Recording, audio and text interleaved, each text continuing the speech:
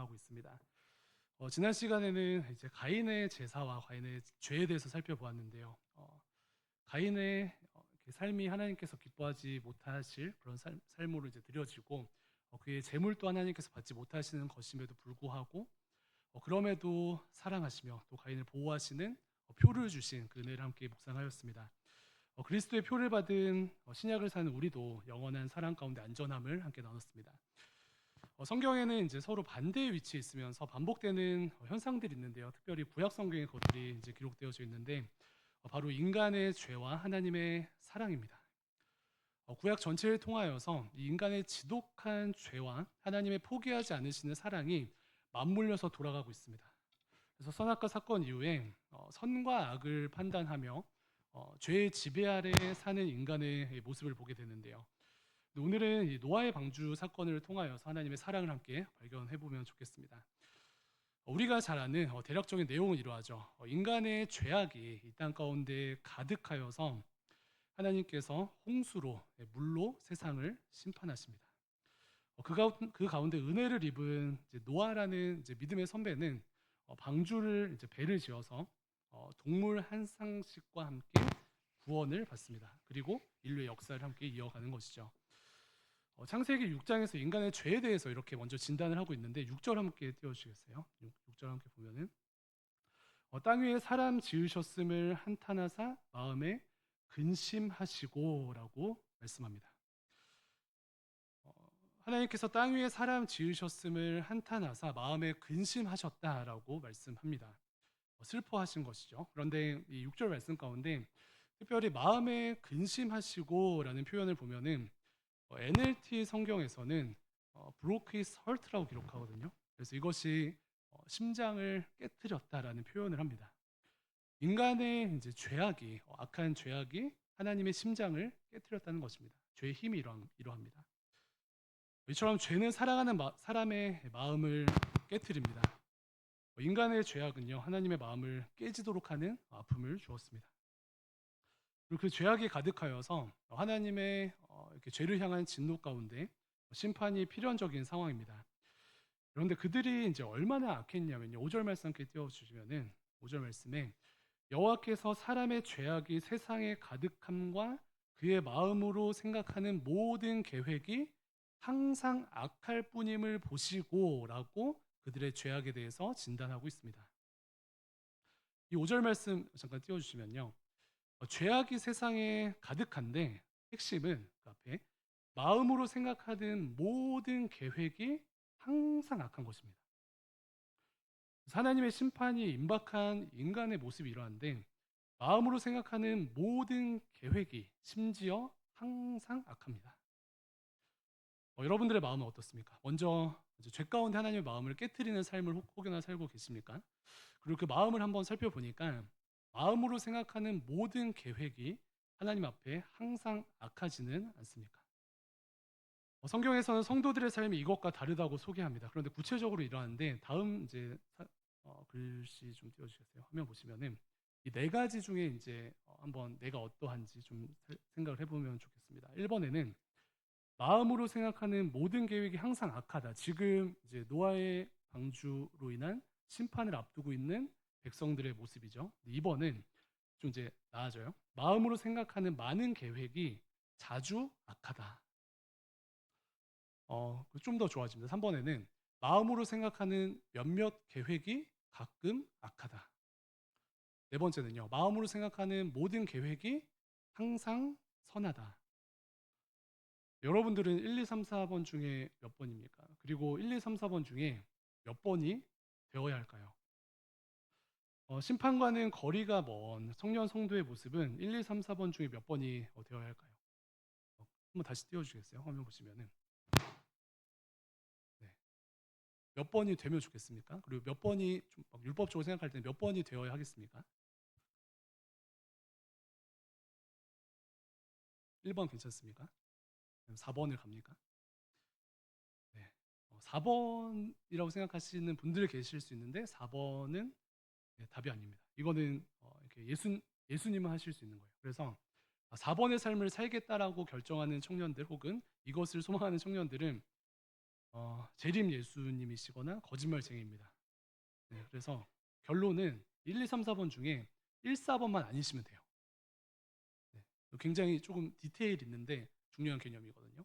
그래서 1번의 삶을 살아감으로 심판받는 백성들의 모습으로 성경에서 진단하는 악인들의 모습을 살아갈 것인가, 혹은 재림 예수로 살아갈 것인가 했을 때 1, 4번만 아니면 되고 2, 3번만 해당되면 됩니다. 할렐루야. 마음으로 생각하는 모든 계획이 항상 악하면 심판 앞에 선 불신자의 모습이고요. 몇몇 계획이 가끔 악하면서 예수님까지 나아가는 그 성화를 통과하는 것이 청년 성도들의 정체성입니다. 그래서 2번과 3번의 은혜가 우리에게 임하면 좋겠습니다. 모든 계획이 항상 악한 인간으로 인하여 홍수 심판이 임하고요. 이는 인간에게 국한되지 않고 성경 말씀을 보면은 자연 만물의 멸망까지 이어집니다. 홍수가 내리니까 자연 만물이 다 이제 휩쓸려 가는 것이죠. 그렇기 때문에 우리는 하나님과 만물 앞에서 근신하는 삶을 살아가야 하는데, 반대로 하나님의 은혜가 청년 성도들과 또 우리에게 임하게 되면요, 우리뿐만 아니라 정치, 경제, 사회, 문화, 자연 만물까지 회복되는 은혜 역사를 주님께서 약속하시는 것이죠. 이러한 원리를 기억해야 합니다. 네, 그런데 이러한 심판의 때에 오늘 본문 말씀 보니까 은혜 입은 사람이 있습니다. 누굴까요? 바로 노아입니다.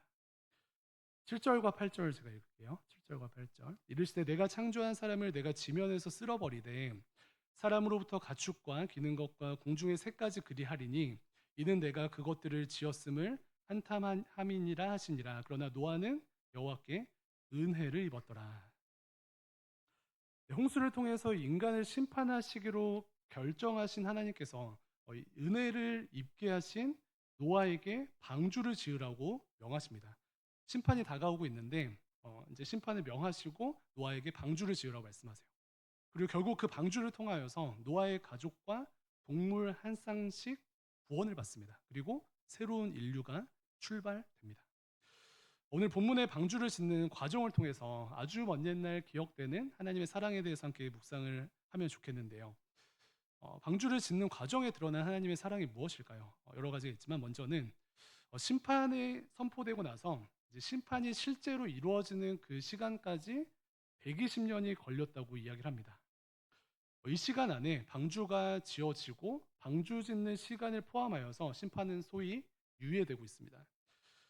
그렇다면 이 유예 시간이라고 하는 것은 이 노아와 노아의 가족들 이외에 심판의 대상이 되는 사람들에게는 기회의 시간이었을 수 있습니다.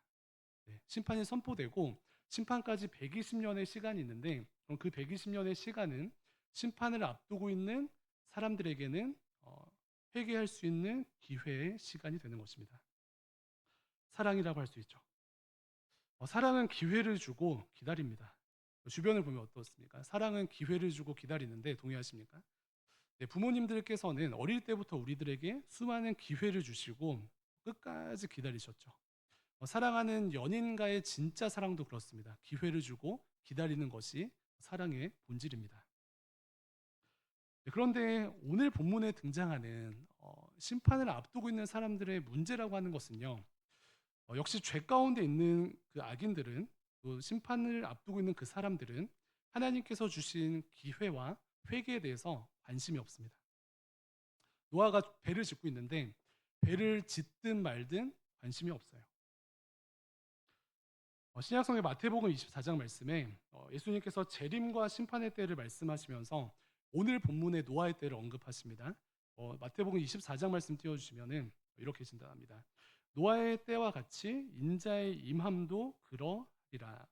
홍수 전에 노아가 방주에 들어가던 날까지 사람들이 먹고 마시고 장가들고 시집가고 있으면서 홍수가 나서 그들을 다 멸하기까지 깨닫지 못하였으니 인자의 임함도 이와 같으리라. 예수님께서 말씀하셨어요. 네, 먹고 마시고 장가들고 시집가고 일상을 이렇게 성실하게 살아가는데 홍수가 나서 그들을 다 멸할 때까지 깨닫지 못하였으니 인자의 임함도 이러하니라 라고 말씀하셔요. 120년간의 시간 가운데 하나님께서 유예 기간을 주시면서, 즉 하나님께서 회개의 기회를 주시는데요. 문제는 사람들이 깨닫지 못하는 것뿐만 아니라 고민조차 시작하지 않습니다. 무엇을 회개해야 하는지 깨닫지 못합니다. 그리고 그들의 모든 마음의 계획은 여전히 항상 악합니다. 사랑하는 청년 성도 여러분, 이 심판을 앞둔 백성들의 모습을 보면서 매 순간 하나님께서 주시는 기회 가운데 하나님 앞에 구체적으로 돌이켜서요 회개할 수 있는 은혜가 있었으면 좋겠습니다. 오늘 본문을 포함하여서 성경이 소개하는 악인들은요 택함 받지 못한 자들은요 회개의 영이 비집고 들어갈 틈이 없습니다. 필요성조차 느끼지 못하고요 브레이크 없이 심판을 향해 달려갑니다. 그런데 은혜를 입은 자들은 다릅니다. 기다리시고 기회를 주신 하나님 앞에 나 스스로를 돌이키며 마음과 생각을, 삶을, 행동을 새롭게 합니다. 지난 한 주간의 삶을 돌아보시면 어떻습니까? 우리 삶뿐만 아니라 지난 이 대한민국 땅과 또 이 전 열방을 온 열방을 생각하면 어떻습니까? 이 땅에 여전히 악이 만연하죠. 정치, 경제, 사회, 문화 곳곳에 악이 만연합니다. 근데 출발은요 모두가 깨닫고 선으로 돌이키는 은혜가 필요한 것이죠. 혹 깨닫고 선으로 돌이킨 청년 성도된 우리가 악한 세상으로 나아가서 회복의 역할을 감당해야 하는 줄로 믿습니다. 그런데 안타깝게도 노아의 때에 이제 하나님 앞에 경외함으로 사람들이 깨어있지 못하고 일상에만 매몰되어져 있었습니다. 일상에만 매몰되어져 있는 이 현상을 좀 생각해 보면요. 신자된 우리가 삶을 살아갈 때 이렇게 자주 나누는 것처럼 일상을 먼저는 그 사랑하고 일상을 좋은 것으로 채우는 것이 기본값이 되는 것이죠.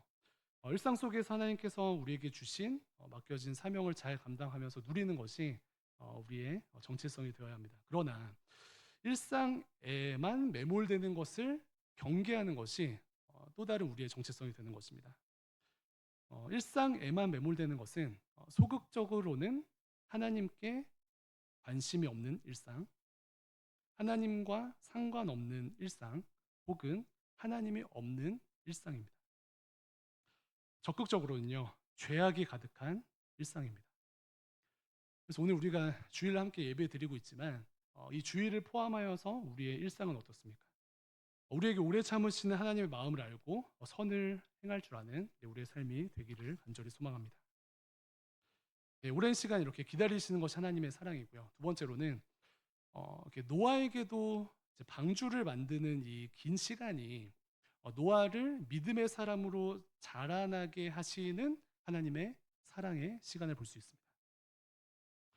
말씀드린 것처럼 이제 방주를 짓는 것에 이제 120년까지 시간은 걸리지 않았을 것입니다. 이제 저희가 6장 3절을 이제 잘못 해석하면서 이 해석에 대한 논쟁으로 뭐 120년이 걸렸다라고 이제 이야기를 하기도 하는데 방주 짓는 것은 120년이 안 걸렸을 것이다라고 이제 이야기를 할 수 있습니다. 그런데 축구 경기장만한 이제 크게 방주를 짓는 데에는 정말 오랜 시간이 걸렸을 것 같아요. 근데 문제는 비가 올 기미가 보이지 않는데 노아가 하나님의 말씀 가운데 사람들 사이에서 오랜 시간 동안 방주를 짓는 것, 이것이 노아에게 이슈가 되는 것입니다.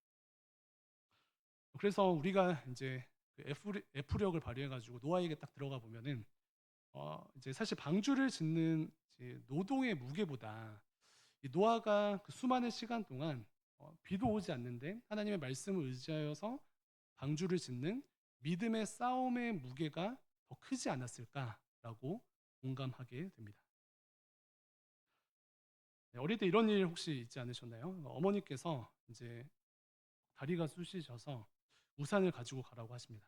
그래서 일기예보에도 그렇게 되지 않았는데 혼자 이제 초등학교 때 큰 장화에 이제 큰 우산을 가지고 등교를 하였습니다. 다른 친구들이 막 비웃는 거예요. 햇빛이 짱짱한데 큰 우산은 뭐냐고. 햇빛이 짱짱한데 장화는 뭐냐고 비웃습니다. 근데 학교를 하는 시간 소나기가 쏟아집니다. 그래서 영웅이 됩니다. 큰 우산을 가지고 같이 쓰자고 난리가 나요. 그런데 이 어린 학생에게 필요한 것은요, 이 5교시가 되고 학교 시간이 될 때까지 믿음으로 버티는 싸움이 필요합니다. 수치스러운 장화를 혼자 신고 수치스러운 우산을 이제 등에 메고 그것을 이겨내고 다리가 쑤시다고 말씀하신 어머니를 향한 신뢰를 가지고 5교시를 버티는 것이 그 초등학생에게 요구되는 것이죠. 올림픽이 지난 이제 여름에 끝났는데 이제 막 인터뷰를 보니까 대표 선수단 분들이 이제 공통적인 어려움 이렇게 말씀하시는데 열심히 훈련하는 것은 뭐 이제 할 만한데 이제 문제는 이제 4년 뒤가 너무 이제 멀게 느껴진다는 것이죠. 막 믿음의 싸움을 하는 것 같아요. 오늘 하는 뭐 훈련을 할 만한데 이것이 정말 4년 후에 유효할지 혹은 의미가 있을지 그것에 대한 싸움을 싸우는 게 더 힘들다고 자주 나눔을 하십니다. 근데 하나님을 이렇게 사랑하고 또 하나님을 경외하며 또 하나님의 말씀대로 살아가는 청년 성도들에게 동일한 과제가 주어지는 것 같아요. 이 악한 시대, 음행이 만연한 시대, 편법과 요행을 바라는 시대, 약자의 무심한 시대, 무엇보다 내가 주인된 이 시대를 살아가는 것에 있어서 믿음으로 사는 것이 참 힘든 그 믿음의 싸움을 싸우는 것이 쉽지 않은 그런 과제가 우리에게 놓여져 있습니다. 그런데 감사한 것은 제가 이제 청년들 신방하다 보면은 이러한 과제를 너무나도 잘 막 감당하고 있어서 교육자로서도 감동이 되거든요. 외롭고 혹은 막연해 보이는 어떤 믿음의 싸움을 대부분의 청년 성도들이 너무나도 잘 감당하는 것을 보면서 오히려 힘을 얻습니다. 세상에서 은근히 우리가 이제 손가락질 받는 삶을 살고 있죠. 이제 사람들은 아까 말씀드린 악하고 음란하고 편법과 요행을 바라는 시대를 이제 살고 있고 나에게 초점 맞춰서 상대방이 다른 사람들에게 무심한 삶을 사는 것이 익숙한데 그렇게 살지 않고 하나님 말씀대로 예수님 흉내를 조금이라도 내보면서 씨름하는 모든 청년 성도들을 답답하게 여길 것입니다. 그런데 우리가 이처럼 이 노아처럼 노아의 흉내를 내면서 예수님의 흉내를 내면서 세상 가운데 구별되게 씨름하는 이유가 무엇입니까? 살아계신 하나님을 향한 믿음 때문인 줄로 믿습니다. 살아계신 하나님의 말씀을 향한 믿음 때문인 줄로 믿습니다. 그렇기 때문에 우리는 교회 와야 됩니다. 갑자기 공동체 강조. 일주일 동안 이제 세상에만 있으면은 한 이제 화요일, 수요일 되면서부터 뭐 흐릿해지거든요. 이제 세상이랑 동화가 되면서 내가 이제 교회 다니고 신앙생활하고 또 교회에서도 여러 가지 봉사하고 또 말씀대로 사는 것이 또 이제 바보 같기도 하고 이제 동화되어야 할 것 같은 느낌을 막 받잖아요. 그런데 일주일에 한 번이라도 이제 자주 오면 이제 좋고 일주일에 한 번이라도 이제 교회에 와서 우리가 공동체 안에서 방향성을 함께 점검하는 것이 너무나도 의미가 있습니다. 교회에 와서 말씀을 듣거나 순모임을 하거나 또 믿음의 사람들을 만날 때에 내가 혼자 믿음의 싸움을 외롭게 또 치열하게 싸웠던 것이 아니구나. 옆에 있는 사랑하는 모든 청년들이 또 함께 하나님의 말씀 가운데 묶여있는 사랑하는 모든 청년 성도들이 주중에 보이지 않는 어깨동무를 하며 영적인 커넥션을 가지고 함께 믿음의 싸움을 싸우고 있었구나. 이것을 깨닫게 될 때 힘을 얻는 것이죠. 그리고 방향성을 더욱 견고히 할 수 있습니다. 그렇기 때문에 예배 나오시고 순모임 하시길 바랍니다. 그래서 믿음의 싸움을 창세기에서 잘 싸워낸 노아를 이제 신약 성경 히브리서에서는 이렇게 평가하거든요. 히브리서 11장 6절 7절 말씀 두 절을 함께 읽어보도록 하겠습니다. 시작. 믿음이 없이는 하나님을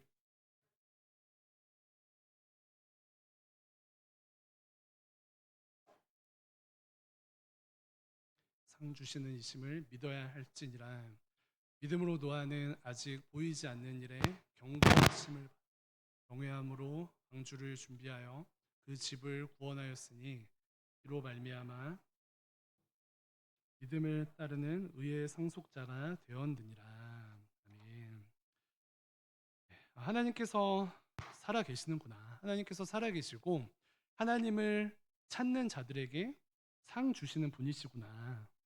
노아는 믿음으로 보이지 않는 일에 경고하심을 받아 하나님을 경외함으로 방주를 명령대로 완전히 순종하여 준비하였구나. 그래서 그의 집과 온 만물이 구원받았구나. 더 나아가 믿음을 따르는 의의 상속자, 은혜와 축복의 통로가 되었구나라는 이 사실을 기억하면서 우리 자신을 옆에 있는 분들을 축복하면 좋겠습니다. 여기까지 말씀 정리해 보면요, 인간의 브레이크 없는 죄 가운데 하나님의 심판이 임박하였습니다. 문제는요, 심판 앞에 있는 사람들은 긴 시간의 기회 속에서도 회개는커녕 깨닫지도 못합니다. 반면에 은혜를 입은 노아는요, 믿음으로 세상을 역행하여 방주를 짓고요, 의의 상속자, 은혜와 축복의 통로로 서게 됩니다. 네, 그런데 창세기에서 소개하는 이 방주는 다름 아닌 우리 구주 예수 그리스도를 상징합니다. 예수님 안에 있는 청년 성도된 우리는요, 심판을 피해서 구원받는 하나님의 백성이 되는 것입니다. 네, 창세기 속에 이제 창세기 전체를 통하여서도 예수 그리스도라는 말이 없거든요. 근데 창세기를 포함하여서 구약 성경에 어, 곳곳에 예수님에 대한 예언과 예수님의 은혜의 역할에 대해서 소개합니다. 방주 속에 예수님이 드러나는 두 가지 단서를 찾아봅니다. 먼저는 배에 역청을 바른다라고 기록되어져 있는데 14절 말씀 보면은 쉬운 성경이 이렇게 기록합니다. 너는 잣나무로 배를 만들어라. 그 안에 방들을 만들고 안과 밖에 역청을 칠하여라. 역청을 칠한다는 것은 이제 소위 두껍게 니스칠을 하는 것이거든요. 그래서 이제 배가 소위 니스칠이 되어 있지 않으면은 쉽게 부패되고 이제 침수하게 될 텐데 물의 침해를 받지 않고 홍수의 심판을 견디기 위함입니다. 그러니까 지금 역청이 없으면요 배가 쉽게 썩거나 가라앉게 될 것입니다. 그래서 이 역청을 그리스도의 보혈을 상징한다라고 이야기할 수 있고요. 십자가의 보혈로 우리는 심판 가운데 살아날 수 있습니다. 그렇기 때문에 역청이라는 이 원어를 보면은 이 재료의 뜻을 가지고 있기도 하지만 덮는다라는 뜻을 가지고 있습니다. 그래서 죄를 덮는 그리스도의 보혈의 은혜를 상징하는 것이죠. 예수님이 드러나는 두 번째 단서는요 16절에 있습니다. 16절 말씀 띄우시면 제가 읽겠습니다. 거기에 창을 내되 위에서부터 한 규빗에 대고 그 문은 옆으로 내고 상중하 3층으로 할지니라.